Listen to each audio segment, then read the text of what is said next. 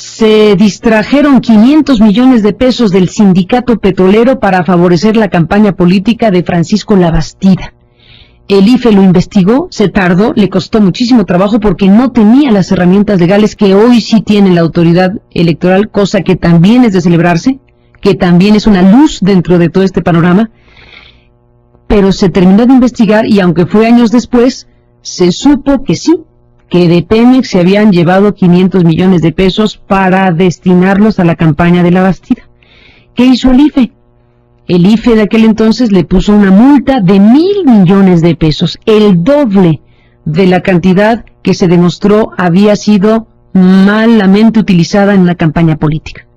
Ya ni digamos amigos de Fox. Amigos de Fox fue la constatación de la creación de una estructura paralela de financiamiento distinta al PAN que permitió o que ayudó a que llegara a la presidencia de la República.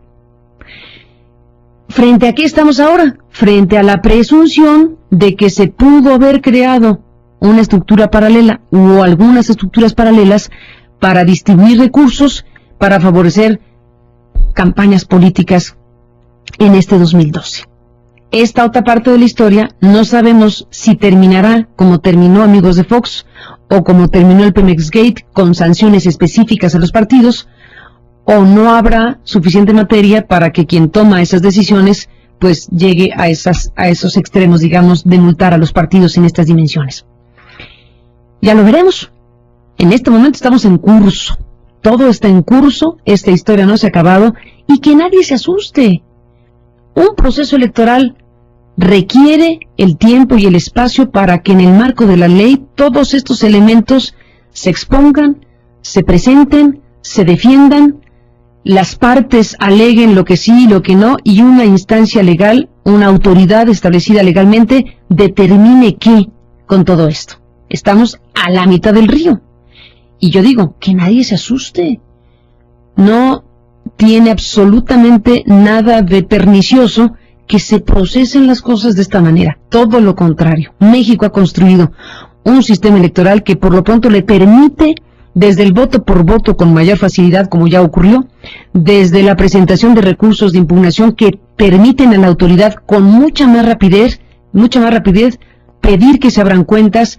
Se eliminó para efectos de estas investigaciones electorales el tema del secreto bancario, el secreto fiduciario. Las autoridades hoy pueden ir más rápido para investigar.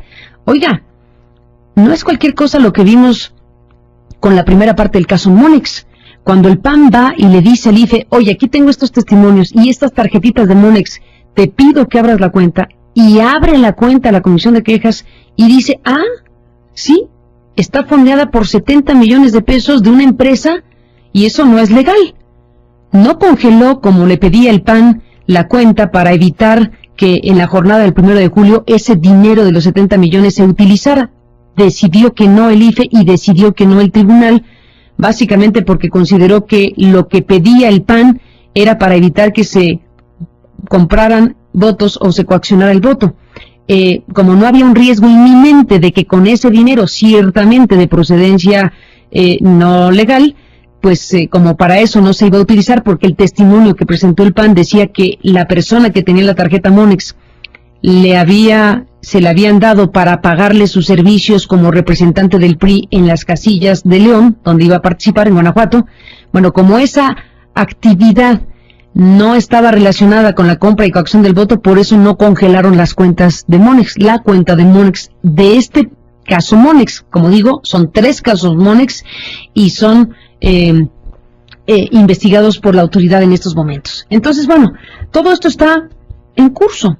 Insisto, tomémoslo con calma, con seriedad, con rigor las autoridades, con rigor los partidos políticos, porque la sociedad mexicana tiene derecho a saber no solo quién ganó contando los votos, sino qué tipo de prácticas cometieron unos y otros, como decía Pedro Joaquín Codwell.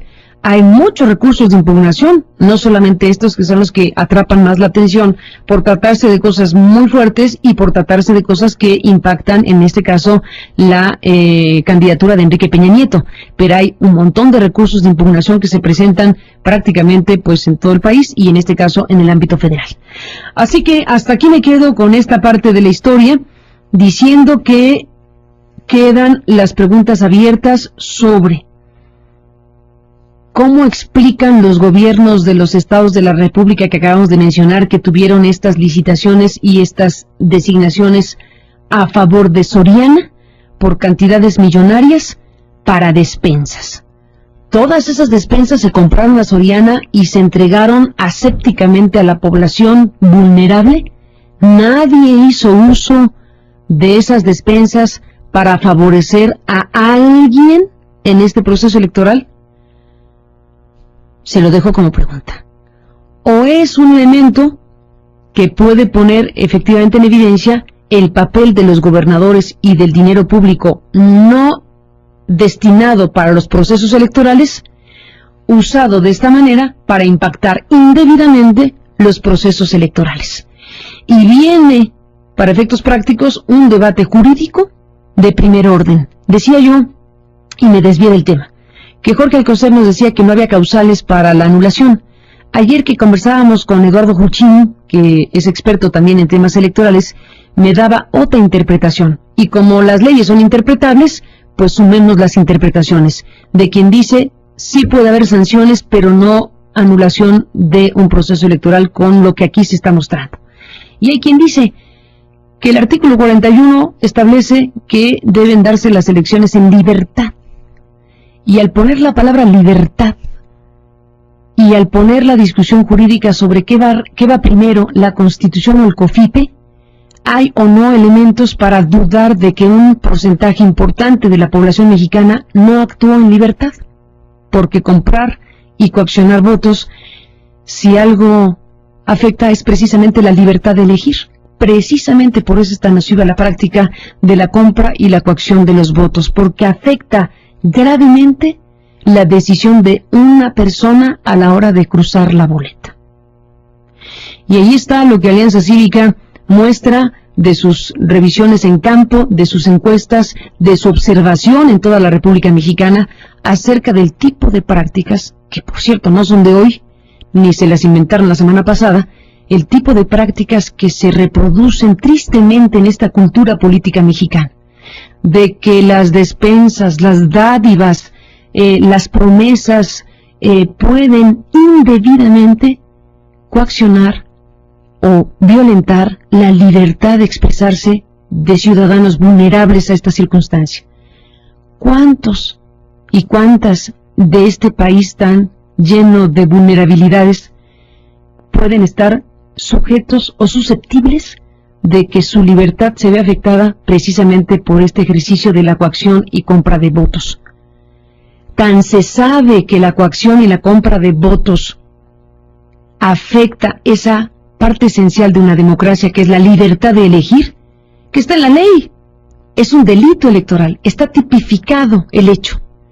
La pregunta es, ¿en qué dimensiones y en qué proporciones se compró o se coaccionó el voto en esta República Mexicana y a favor de quién? La pregunta está abierta y el proceso continúa. Vamos a una pausa y volvemos.